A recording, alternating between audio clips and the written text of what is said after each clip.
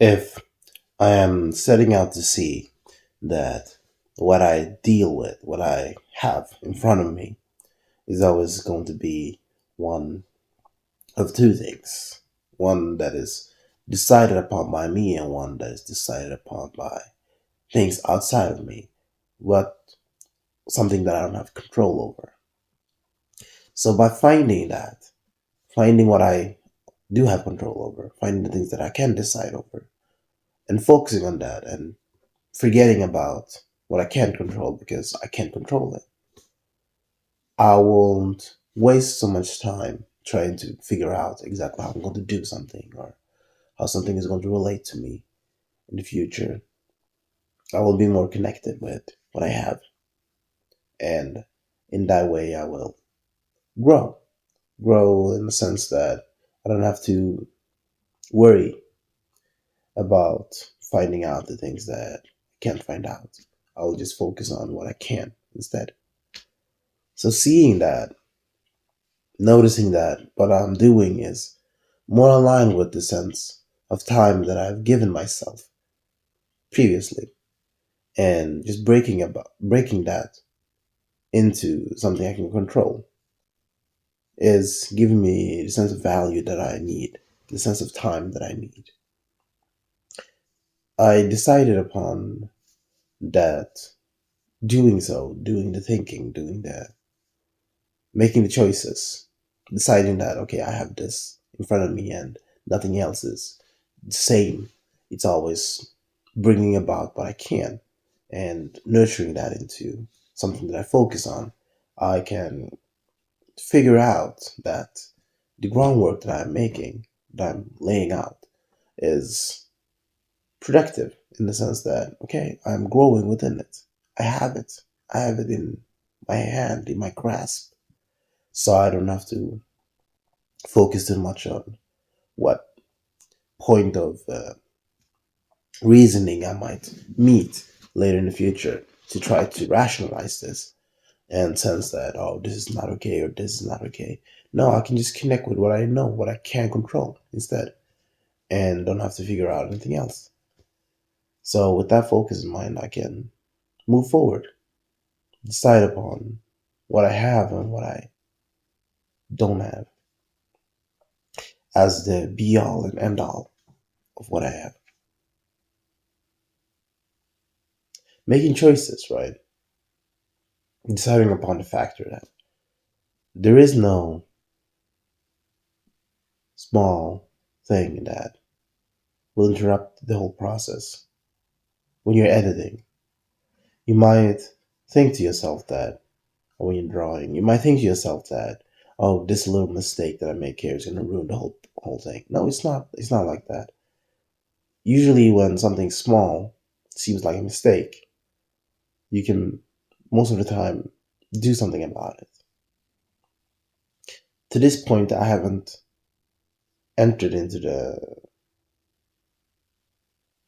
moment where I can't do something about it, because I can. I have been able to do something about it. I've been able to overlay with something else, for example. In the worst instance, when I was like, this doesn't work at all, then I've been able to overlay with something else to make it more nice to me.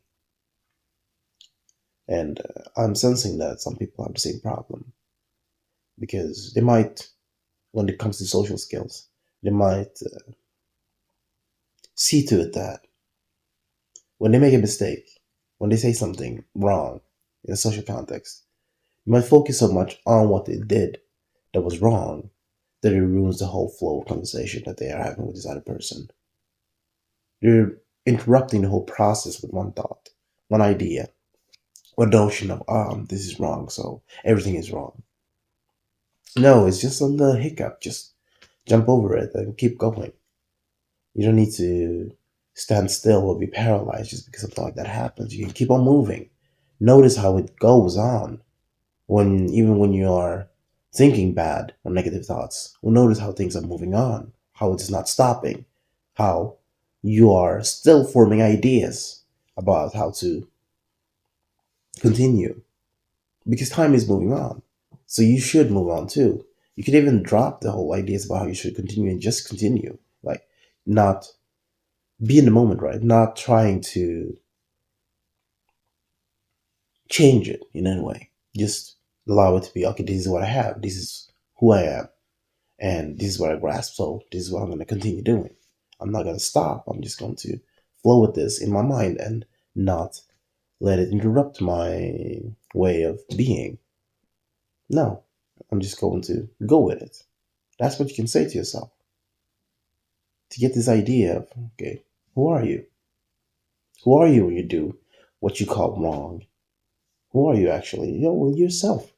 You are yourself. You're the same person. It's just you might be focusing a little bit too much on this small thing, on this really small thing.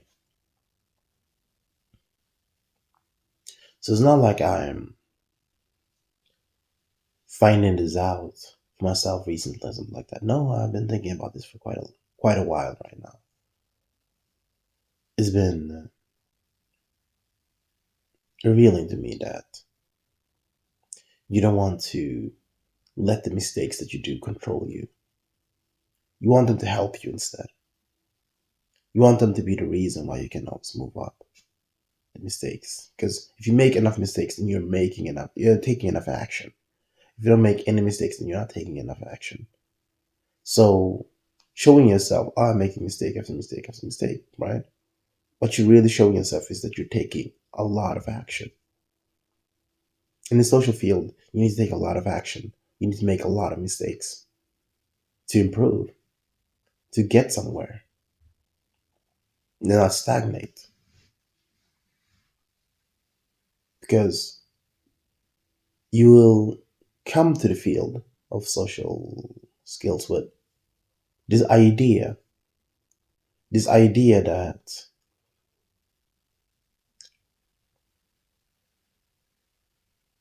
you know how everything is going to be. That's quite predictable to you. Even when you say that, oh, I'm going to do this, this, that, and that's going to happen, it might be something negative, right? You might say, oh, I'm going to say hello to this person and they're going to hate me. Or I'm going to say hello to this person, they're going to say hi, and then I don't know what to say. You feel like things are predictable. They are not. In your mind, they might seem predictable because you're going through the simulation of, oh, this is what I'm supposed to do. This is what I'm supposed to make happen, right? It might be a positive simulation, like, oh, you're gonna say hi, they say hi back, you ask how they are, and so on. It goes back and forth. But that simulation, that reduction in the experience, how you reduce experience to just what you simulate, makes it unalive, makes experience dead. It makes it not spontaneous. And it needs to be. It needs to be spontaneous. It needs to be in the moment. Whatever happens, whatever you confront, you will deal with it. And you will deal with it together with the person you're talking to. Because it's a shared experience. It's not just you and your mind having ideas about what is supposed to happen, and then that's going to happen. No. It's not like that. It's a shared experience, and every experience is quite new. You might see that some experience seems similar to you, but if you don't make it so that it becomes similar and boring and dead, then it won't really be. Especially if you look into the details and really are present in that conversation, then you'll notice it's more. It's more than you could have imagined. Especially when it's a long conversation. It's really hard to simulate a long conversation. Can't really be done, can it? No, not by yourself at least. And that's what you're doing in your head. You're thinking thoughts that, oh, okay, I should work out what I'm going to do and what I'm going to answer whenever they. Like you're having a script. No, you're not a phone salesman. You don't need a script. You need to share the experience with them.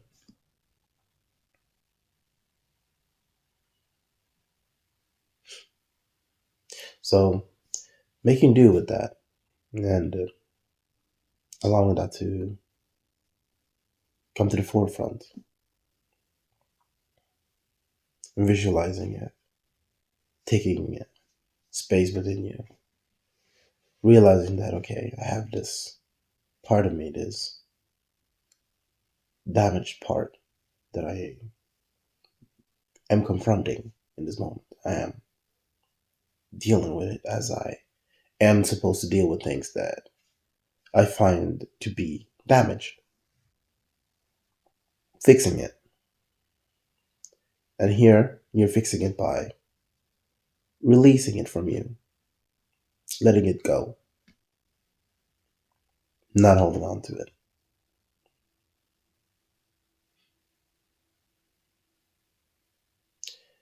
It's,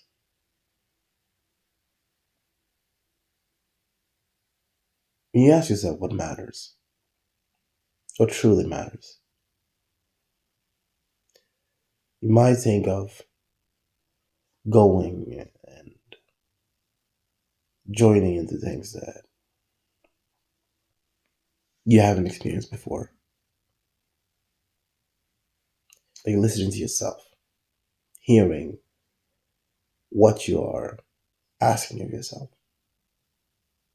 where it is in this space that you truly are free. But then noticing how that creates this kind of interest in you, and you get attached to it. You say that it's important to you to the point where you're afraid of losing it. Even when it comes to, even when it, even when you know that you enjoy new experiences, and to get new experiences, you need to allow old experiences to take the back seat in your life.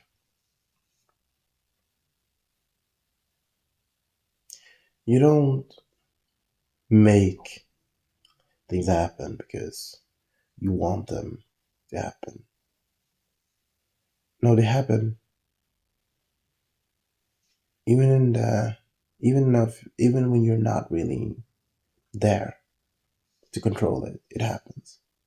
You might get the feeling like you are the one controlling it, but you're flowing with it because you trust it. In the same sense that you trust your breathing to continue, you trust time to move you forward. It's not something you need to do, even though it's something done by you. You don't have to have any focused attention on it because it happens either way.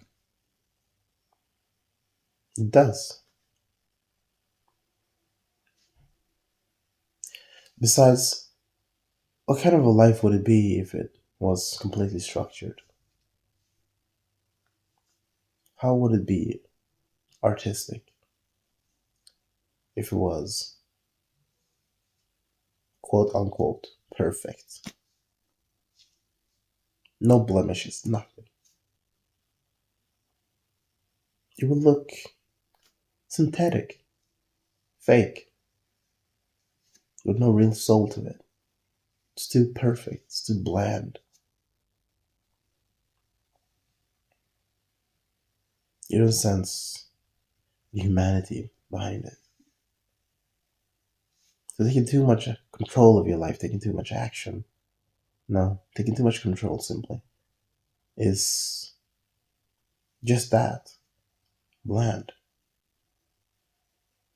Let go and let yourself be dragged wherever you're dragged to, and see that you'll survive through it all because you trust in it. It's when you distrust it, it's when you're trying to lord over it. That's when the really bad things happen. because you're implying that it's so important that if the worst came to be, everything would be destroyed and you would have nothing at all, even though that's not true and you know it deep down. What I'll try to discuss is coming to the space where you want to improve, where you want to deal with what you have, the choices that you can make in the best way possible, according to the circumstances that you have. So, seeming to go on about making more practical decisions, making more field decisions, decisions that you make when you're outside, and not ones that you make when you're home. So when you're going out to socialize in the field, that's where you make the decisions, not somewhere else. Like when you're at home, writing it down. Not that that work is not good. It's just that we put too much emphasis on that and way too little emphasis in the field. We think that we need to contemplate how we're going to take the actions necessary outside when we're inside. We write it down and we think about it, and we might even talk to our friends about it. But when it comes to going out to the field, we might just stay there for 1 hour at most. And that's not enough time, really, every week or every day even, to make enough field decisions, the necessary field decision, necessary field experience you get by just staying out there in the field. Being in an environment, the experience that you gain from being in that environment and taking action, approaching people, will allow you to come to an understanding of what is necessary, a more intuitive understanding, one that will be helped when you go home and contemplate the actions you took, but should be the fundamental part, the first thing that you do, not the second thing, not the secondary thing, the primary thing.